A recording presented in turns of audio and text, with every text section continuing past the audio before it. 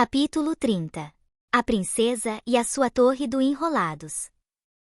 Quando cheguei em casa, estava imensamente sorridente, a minha barriga estava saciada e os meus lábios ainda sentiam o gosto dela, do seu batom, do seu hálito leve, e minhas mãos apenas queriam mais do seu corpo.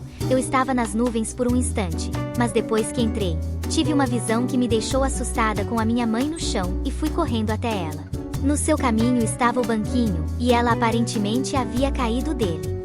Descuidada, sei que a culpa também é minha por não ter facilitado as coisas e mudado tudo de lugar. Mas ela estava bem, e era o que importava no fim. Descobri que não poderia mais deixá-la sozinha em casa, e então propus uma oferta. Mamãe, ultimamente tenho estado muito ocupada e ausente, mas estou ganhando um extra na IMS por um trabalho que estou fazendo. Você se importa se eu contratar uma cuidadora para ficar com a senhora durante o dia? Não, querida, na verdade ficaria bem mais tranquila. Ótimo, então amanhã cedo falo com Selene e vejo se ela pode fazer isso. Tudo bem, filha. Como foi o seu dia? Chegou tarde. Eu estava com Johanna. Que novidade? Ai mamãe, ela é ótima. Eu me sento à mesa e tomo ambas as suas mãos. Ainda estou vigorosa depois do encontro com ela, e preciso atualizar a mamãe de todas as novidades possíveis. Ela até disse que eu estou magra demais e que preciso engordar. E eu fui em uma festa de aniversário dela. Na verdade, ela faz 2 aniversários por ano, sabe? Ah, eu te contei que o pai dela é o médico que atestou o meu hermafroditismo?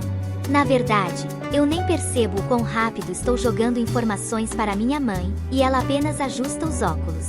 Provavelmente ela ainda nem digeriu as primeiras frases que eu disse. Então sei que vou precisar contextualizar tudo do zero para ela compreender certinho.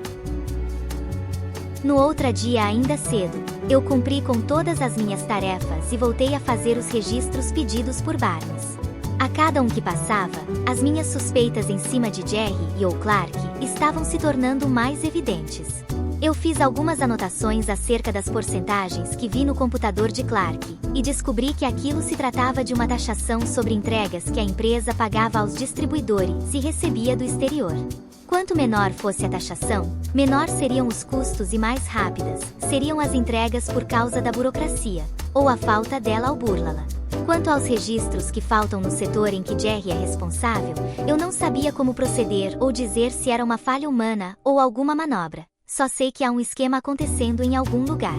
Eu deixei a minha xícara de chá de lado enquanto acessava a internet. Depois que fiz tudo isso, parti para um rápido banho, e no quarto me preparei tomando em mãos algumas roupas que Johanna talvez fosse gostar, mesmo que não estivesse nem um pouco cômoda nelas. Uma saia de cor violeta, uma camisa e uma jaqueta preta de pano sobre uma meia longa, e um calçado fechado que era bastante leve e adequado para o clima, mas me deixava um pouco constrangida por ter de mostrar o branco da minha pele. Até um pouco mais se de repente batesse uma ventania. Só que então ouvi a campainha lá embaixo, e olhei no meu celular, onde havia uma mensagem dela.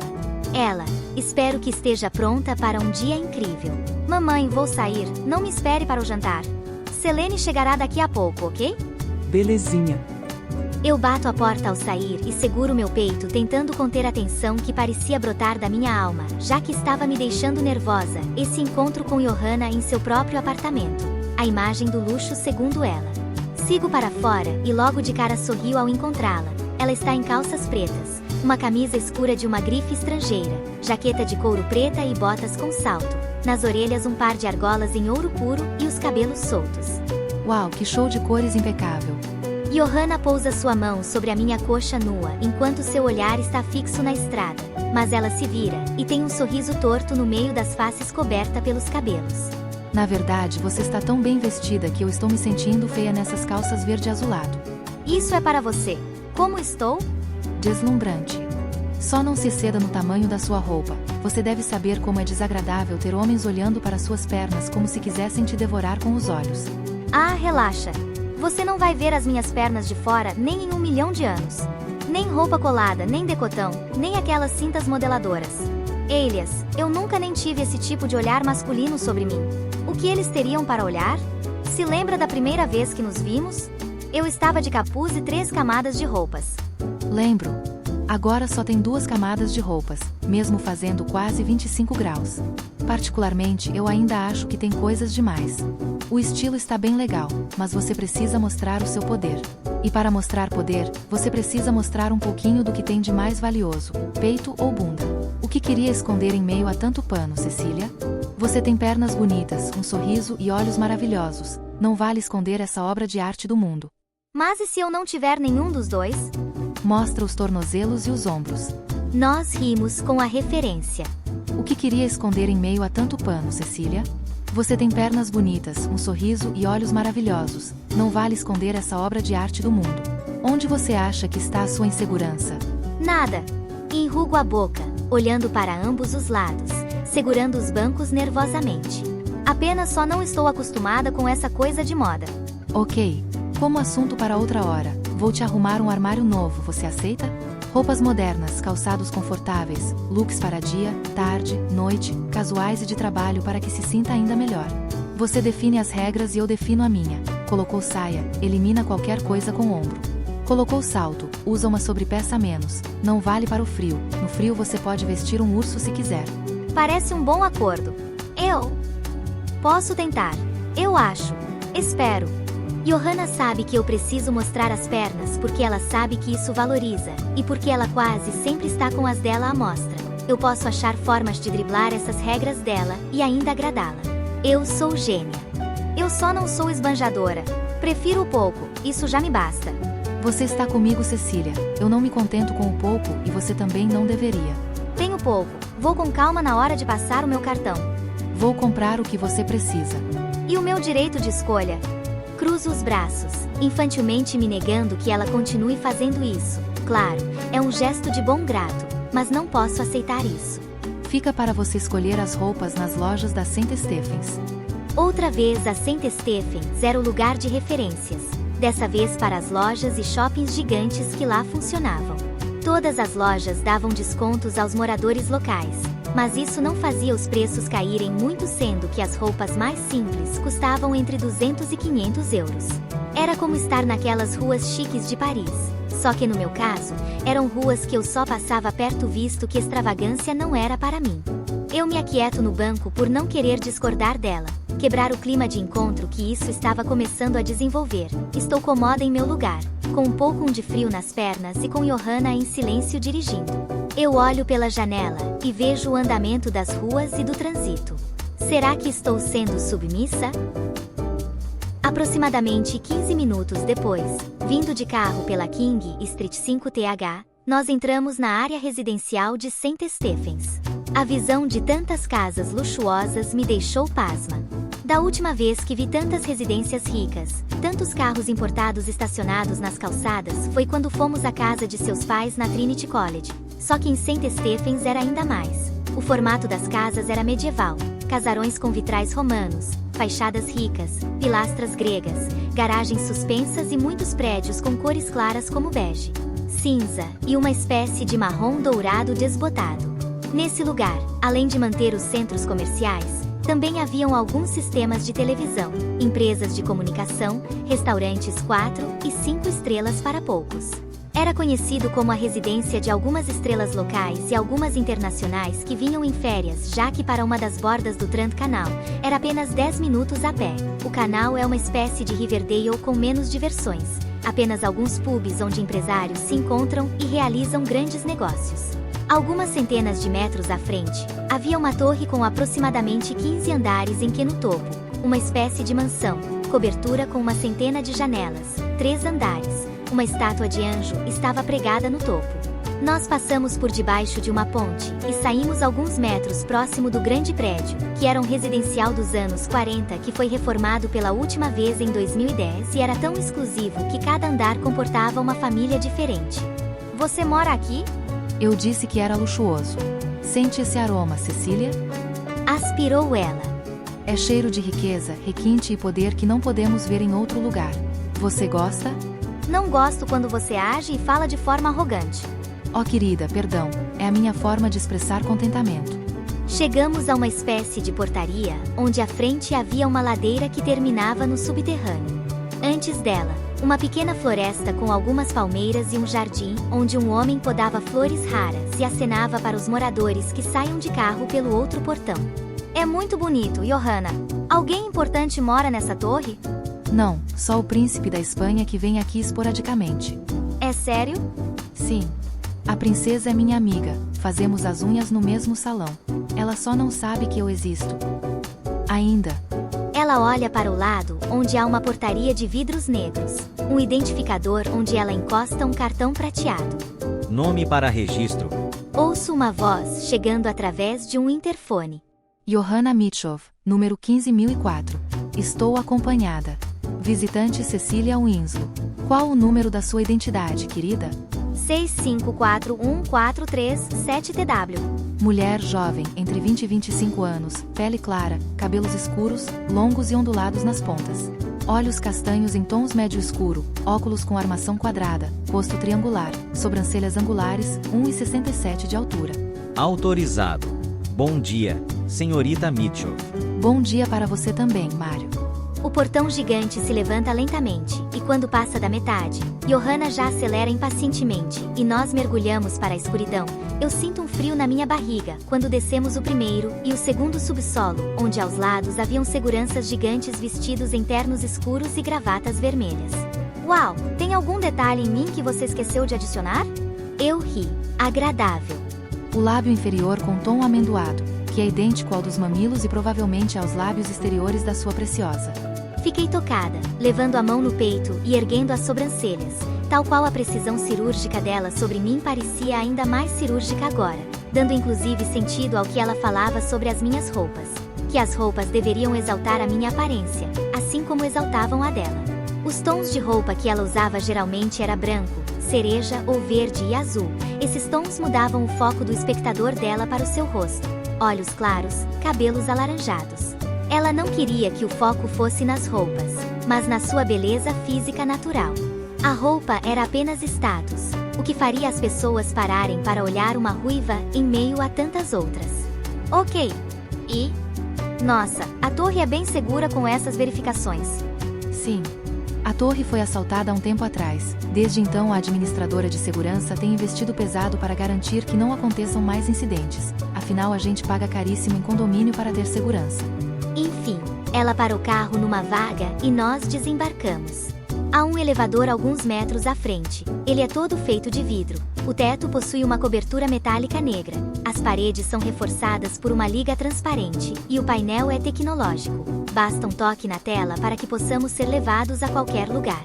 O que um elevador silencioso e lento fazia com duas pessoas? Meus braços estavam trêmulos pelo frio que vinha do teto quando migrávamos de um andar para o outro. Minha boca estava seca enquanto que não conseguia olhar, pois se o fizesse, era certo que iria avançar sobre ela ou vice-versa. Só que ela pensou adiantadamente, retirou sua jaqueta e a pôs sobre meus ombros como uma boa dama. Eu sorri e ela me abraçou antes que o elevador parasse no 10 e 5 pessoas entrassem para prosseguirmos a viagem. Tem sorte que esse elevador tem câmeras sendo monitoradas por 8 pessoas, senão você seria minha. Ela sussurra em meu ouvido e eu tremo, mordo o meu lábio. Isso é obsceno, senhorita Mitchell, controle-se. Por estarmos no canto, ninguém se incomodava conosco, mas cochichar era necessário.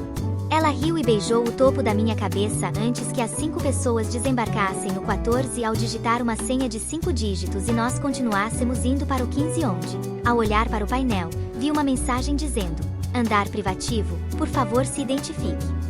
Johanna deu um passo à frente e tocou com o polegar no identificador de digitais. A partir daqui, se você não for eu, você não entra. Mas a senha segredo é o que eu mais gosto no mundo. Só então as portas do elevador se abriram. Já dentro do seu apartamento. A primeira imagem que eu tenho é a de um ambiente iluminado por todos os cantos, pois não havia um que estivesse escuro e era simplesmente maravilhoso. O que parecia ser uma cidade estava diante de mim.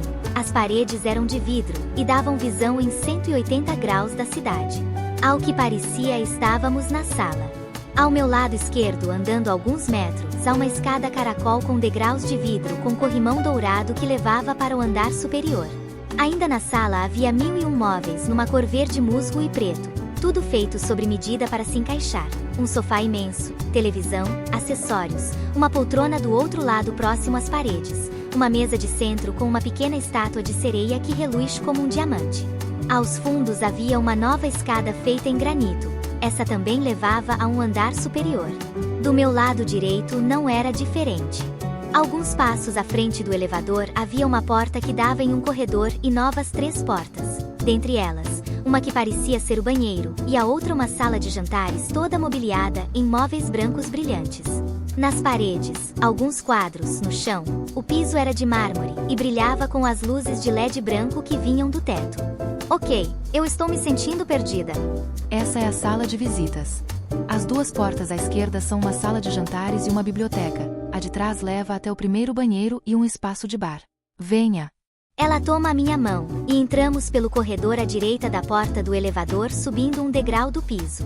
O espaço de bar era maior que o meu quarto. Era como um espaço masculino, só que com uma decoração feminina e bastante chique. Tinha um balcão de madeira nobre que parecia bastante antiga, uma seleção de bebidas importadas, um par de mesas e algumas cadeiras, além de uma jukebox no canto que estava tocando algo como Chunky Berry se minha audição não falha. Aceita uma bebida, sweetheart? Ela puxa uma das cadeiras na bancada sobre mais um degrau sobre o piso e eu me sento. Ela me ajuda a se despir da jaqueta. Sim, algo sem álcool. Beleza, saindo água fresca. Eu ri.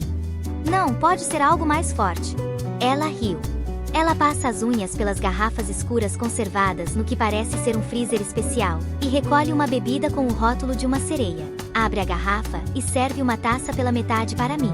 É uma bebida incolor, mas com cheiro de frutas cítricas. O que achou? Ainda não me convenceu. Achei que seria a cobertura dessa torre. Meu tom snob era uma graça, tal qual me lembro de já ter interpretado uma personagem chamada Janiane. Estranho, ela era parecida com Johanna. Ela riu. Infelizmente chegaram antes de mim. Eu morava com os meus pais até algum tempo atrás, mas decidi que precisava de um espaço só para mim e por isso comprei esse apartamento. Na época a cobertura custava o dobro do que custa agora, e eu não tinha grana suficiente para comprar. Os donos atuais são magnatas russos. Nós não temos acesso ao andar deles por esse elevador. O que me conforta é que todo esse biplex é meu, e ninguém nesse prédio tem um igual. Johanna, isso é exagero. Você mora sozinha em um AP que cabe a minha casa inteira dentro. Essa é minha conformidade, Cecília, de que ninguém pode ter algo assim. Podem dizer que seu dinheiro compra tudo, mas não deve comprar essa exclusividade reformada a partir da minha própria visão, onde tudo nesse espaço tem um toque meu. Você gostou? É o que quero saber. Sim, gostei, é bastante aconchegante. Mas deve ser frio no inverno, já que tem muito espaço entre as coisas. Um pouco, mas tenho ar-condicionado nos cômodos mais importantes, como no meu quarto e nos quartos de hóspedes. Se importa de ficar um minuto sozinha enquanto preparo a sua dança particular? Claro, fique à vontade. Oh, a propósito, tente encontrar o caminho para o meu quarto e me espere por lá dentro de 30 minutos. Enquanto isso, pode ficar à vontade para andar por toda a casa e mexer em tudo o que quiser. Eu posso. Pareço uma criança em um parque de diversão quando tenho autorização para estar em qualquer lugar que desejar. Divirta-se. Quando termino a minha bebida, eu deposito a taça vazia sobre o balcão e recolho a minha bolsa. Quando chego à moldura da porta, parece que estou perdida. Olho para um lado e vejo a sala, onde o sol da manhã brilha como um prisma, e para minha frente, onde há um banheiro simples com decoração branca. Eu sigo de volta até a sala e olho através das portas para a sala de jantares e depois a biblioteca, onde o cheiro de livros parece bastante atraente. O espaço parece se tornar ainda mais silencioso com um par de estantes me cercando. Há livros de primeira edição raros, revistas, jornais e um informe recortado que saiu na televisão local, e nele há uma publicação. Jovem estudante de veterinária comete suicídio dentro de hospital local. Imprensa acredita em imprudência, enquanto que a diretoria do hospital e um dos médicos responsáveis pontua que se trata de um caso isolado e que medidas de segurança e procedimentos administrativos seriam tomados. 20 de outubro de 2013. 2013? Na mesma época em que Johanna namorava Beatrice, segundo Selene. Isso era um recorte de jornal daquele tempo. Entendo, ela devia ter se sentido culpada pelo que houve com a sua namorada, e o pior foram os supostos procedimentos administrativos tomados. Ela deve ter sido sancionada de alguma forma, ainda mais se tratando de uma paciente que provavelmente não era da especialidade dela, igual a minha mãe foi. A menos que ela tenha operado a menina, o que torna a situação ainda mais traumática. Oh, ela passou por tanta coisa para chegar a hoje. Todos os cômodos da casa lembravam ela. Tinham realmente um toque dela. Fosse nos entalhes discretos na madeira dos móveis, nas pinturas indiscretas penduradas nas paredes, muitas com garotas posando para o pintor, ou paisagens paradisíacas e os espaços organizados à perfeição, como se ela viesse poucas vezes a cada um deles. Ela tinha ido pelo lado esquerdo quando saiu do bar, mas eu caminhei por entre as salas. Me deparei com algumas salas de reunião, espaço de televisão, uma sala recreativa onde tinha alguns bordados de tricô e uma sala trancada. Desistindo do primeiro andar, eu espiei a escada caracol que deve levar ao segundo andar, e também a escada aos fundos da sala. Eu caminhei passando por trás do sofá gigante, onde atrás dele havia uma lareira desligada com molduras de cor marrom, e olhei para a escada de mármore negro com um corrimão dourado. Subi por ela e me deparei com um novo corredor, onde em ambos os lados haviam portas brancas, e ao fundo mais uma, essa com duas portas francesas que se abriam para os lados. Eu estiquei a mão para que pudesse abri-la. No interior não havia ninguém, mas com certeza era o lugar mais bonito, e que expunha toda a sensualidade de Johanna. A cama gigante era coberta por lençóis vermelhos, as paredes são vermelho cereja, e na parede sobre a cama há uma pintura em tamanho natural dela mesma, totalmente nua, apenas com uma pena azul e preta tapando seu sexo, enquanto estava sentada num puff redondo com as pernas abertas e com um olhar gracioso e provocante que logo me arrancou um arrepio gostoso pela barriga. Ao lado esquerdo, havia uma janela que simplesmente dava para a parede de vidro do outro lado, revelando a beleza da cidade. No direito havia uma prateleira com perfumes. Sim, dezenas deles, organizados por cor, categoria, marca e estilo do frasco. Talvez fosse uma coleção. E ainda contava com um banheiro privativo, do qual não vou explorar. Eu fiquei maravilhada, arfei os aromas do espaço, e me sentei na ponta da sua cama, onde o colchão era extremamente confortável. E então ela chegou.